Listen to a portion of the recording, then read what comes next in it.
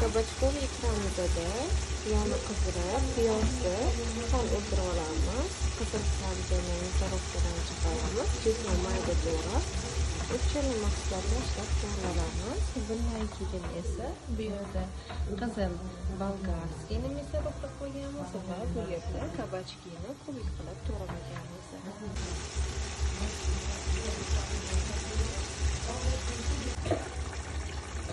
mana sabzi o'lgandan keyin qizil bolgarskiyni solib qo'yiladilar.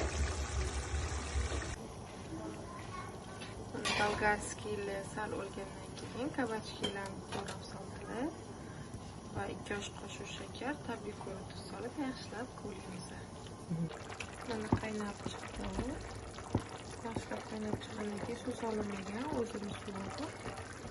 Olovni pasaytirib boshlangan 40 minut qaynatamiz va blenderga ezvoramiz. Мороженое масса.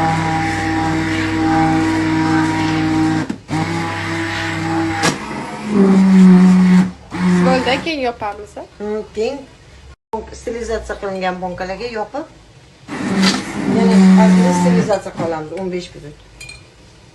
Mana kabachkov ikramiz tayyor. Mana bizda tayyor kabachkov ikralarimiz. Mana sotamiz, savatdilar.